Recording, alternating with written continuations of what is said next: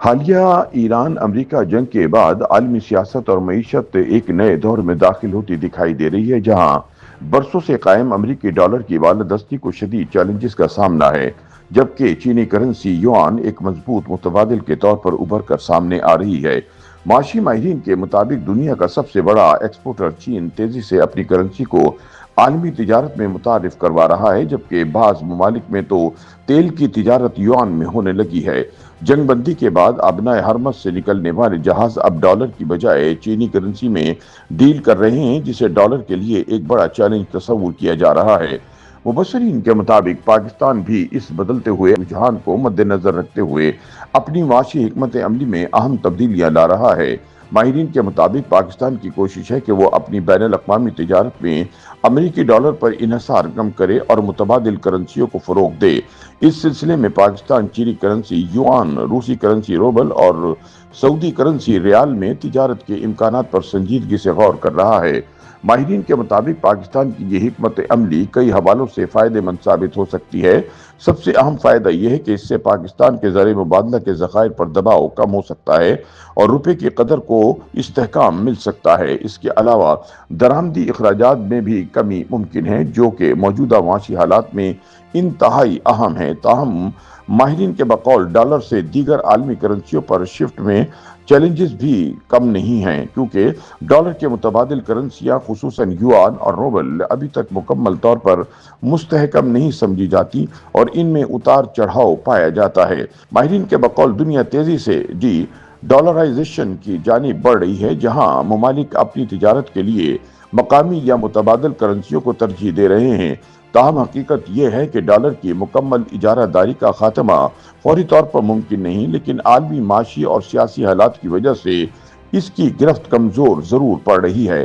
مستقبل میں عالمی مالیاتی نظام زیادہ متنوع ہو سکتا ہے، جہاں ایک کے بجائے کئی کرنسیاں اہم کردار ادا کر سکتی ہیں، اور پاکستان نے اس تبدیلی کا حصہ بننے کی ابھی سے تیاریاں شروع کر دی ہیں، تاکہ بر وقت فیصلہ کر کے عالمی تبدیلیوں کے ساتھ خود کو ہم آہنگ کیا جا سکے۔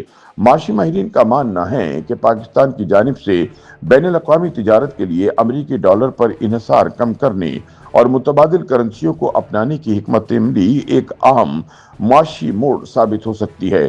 اس اقدام کے ذریعے جہاں پاکستان کے ملکی زر مبادلہ کے ذخائر پر دباؤ کم ہوگا، وہیں روپے کی قدر کو استحکام دینے کے ساتھ ساتھ پاکستان کا عالمی جیو پولیٹیکل منظرنامے میں تبدیلیوں کے مطابق خود کو ڈھالنا بھی آسان ہو جائے گا۔ یہی وجہ ہے کہ پاکستان نہ صرف چین کے ساتھ یوان میں تجارت کو فروغ دے رہا ہے، بلکہ روس اور وسطی ایشیائی ممالک کے ساتھ بارڈر ٹریڈ اور مقامی کرنسیوں میں لین دین کے لیے میکنزم پر بھی سنجیدگی سے غور کر رہا ہے۔ یہ کثیر الجہتی حکمت عملی جہاں ایک طرف ملکی معیشت کو ڈالر کے اتار چڑھاؤ سے تحفظ فراہم کر سکتی ہے، وہیں دوسری طرف اسے تجارتی خسارے کے توازن اور عالمی مالیاتی نظام میں موجودہ پیچیدگیوں جیسے بڑے چیلنجز سے بھی بچا سکتی ہے۔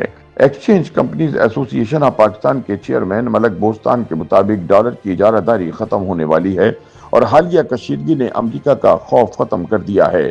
مشرق وسطیٰ میں بہت تبدیلی آنے والی ہے۔ لگتا ہے عالمی معیشت جلد وسطی ایشیا میں منتقل ہونے والی ہے۔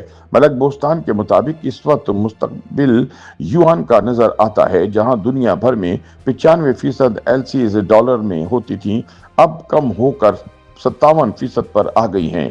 اب اگر ہر ملک اپنی کرنسی یا یوان میں تجارت شروع کر دے تو یوان میں LCs بنے گی، جس سے ڈالر کی LCs 50% سے بھی نیچے آ جائے گی اور یوں ڈالر بہت نیچے آ جائے گا۔